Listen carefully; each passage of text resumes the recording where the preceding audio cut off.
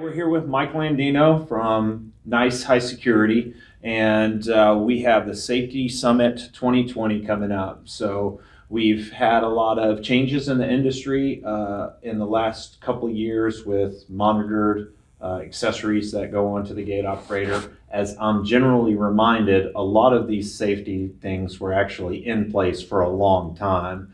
It's just now that they're forcing manufacturers to make this a standard where the gate operator won't work. People like me, the installers, were having to be forced to learn about this stuff. And then more incidences happen as well too. So as an industry, we need to know about that. So we got class coming up February 12th, which is just a couple of weeks from now. And we're going to get hands-on with this. Is that correct? What gate operator are you going to bring us, and what control board is it going to have in it? So I'm going to bring the SmartCNX, Okay. which is our SmartCNX DC20. It will have the CNX brain board, is what we refer to this as. I'll also have the installer app, which we've designed to work in conjunction with the board. So now we have a Bluetooth app where installers can actually take their cell phones and program every facet of the gate operator. Is that out in the wild right now? It is. Okay. Yes, you can download it. Right now it's available on Android. iOS will be available end of Q1. You guys have started to make a change a little bit with getting into a brushless DC motor and building a gate operator around that. So in early 2011, I believe it was, we came out with our first electromechanical 24-volt DC operator, and that was the SmartCNX DC20. It was followed by the SmartCNX DC15 and a DC10F, which was just a faster version of the DC15. So we went for a redesign starting about a year and a half ago, I guess. So the smart DCs were getting up there in years, and it was time for a refresh and a redesign. So that's what led us to the new CNX series, electromechanical operators. A lot of different changes, things that we've upgraded and learned from the previous generation smart DC operator. So we now have as you mentioned, a brushless DC motor. We're now direct drive, no belts, no pulleys. The control board is completely redesigned. For those who are familiar with the smart DC boards, you'll see there's a huge difference in form between the two. Well, it's always a scary thing when manufacturers start changing stuff, but it sounds like a lot of the underlying operating system is similar. For those who are familiar with the smart DC platform and the menu structure, this is very similar to that. The navigation is similar. Changing parameters is similar.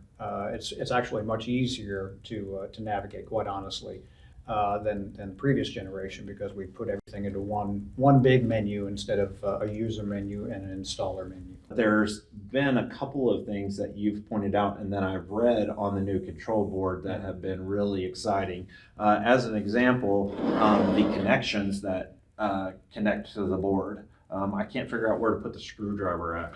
So these are all toolless connections now. So it's very easy. Just pop these up, place your wire in there, and snap it back down. So it's a toolless connection.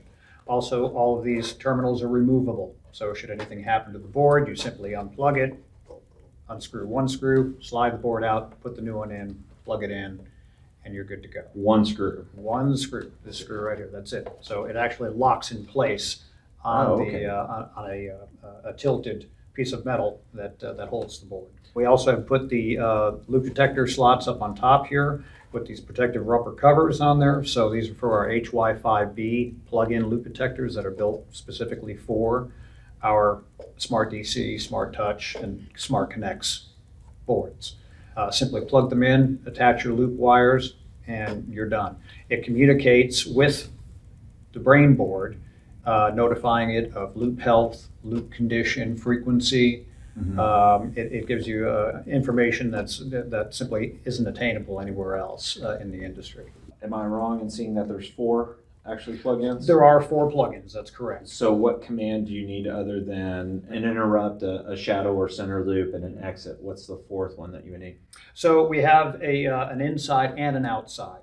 So the advantage of doing that is that you can determine direction of travel or tailgating. So it's advantageous to have an inside and an outside in many instances, although in many cases they serve the same purpose. However, using two separate detectors, you can have one obstruction loop perhaps reverse to open when it senses. And maybe the one on the outside, you only want it to stop instead of reversing open so nobody tries to enter through an exit gate.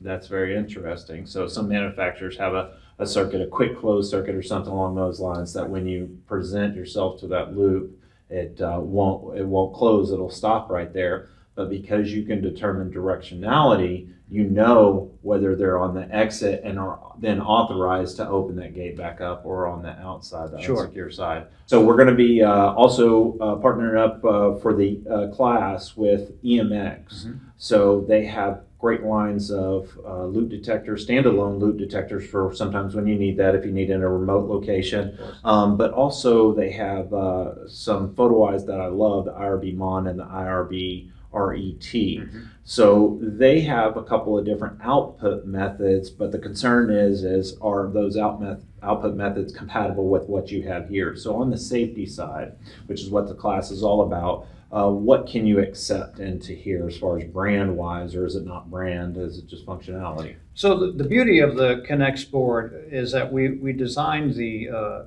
sensor inputs to accept a variety of different manufacturers, but also different technologies. So one of the most difficult things from an installer perspective, once they changed the UL regulations, was that you have three different methods by which you could monitor a device. You have a normally closed, you have a 2 or 4 wire pulse, or you have a 10K resistive.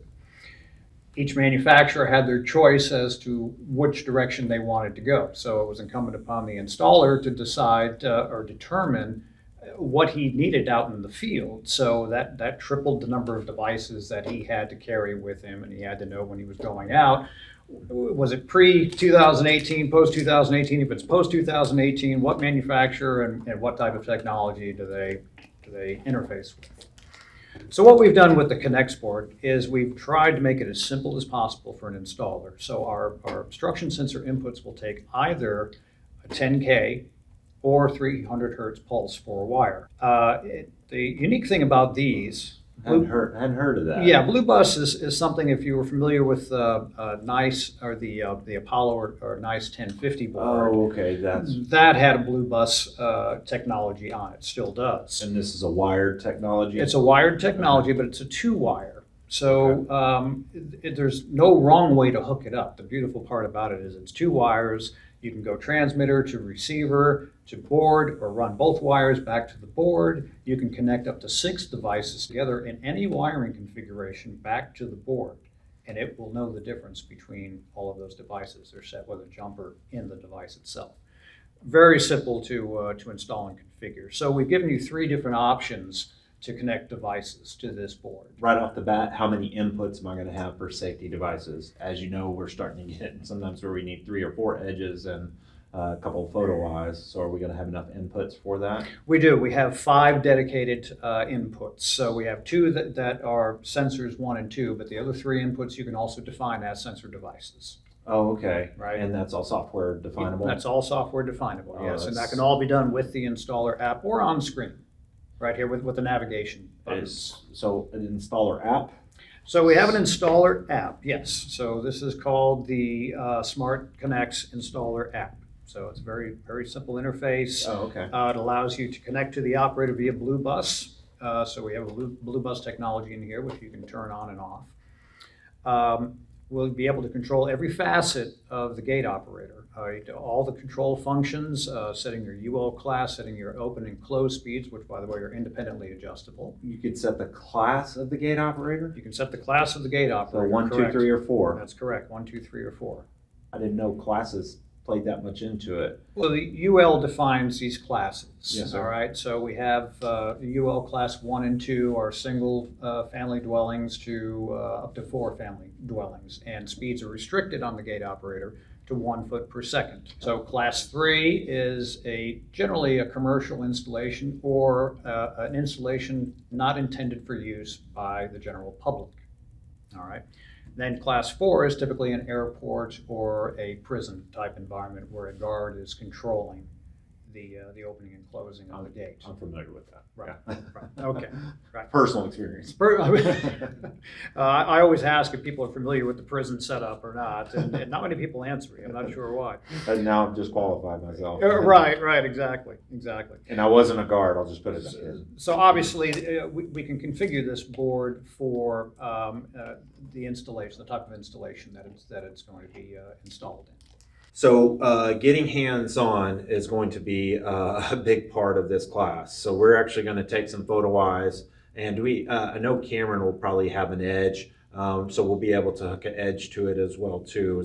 Will that be okay with you? Of course. Okay. Yeah. And we'd like to see if we could break it and then have some people fix it as well too. So we got EMX, and we've got Tony Thornton from the AFA, and we got Mike from Nice HySecurity that's going to be there. So come out February 12th. We're going to be there from 9 to 4, and he's buying breakfast for everybody. So Breakfast tacos. breakfast tacos.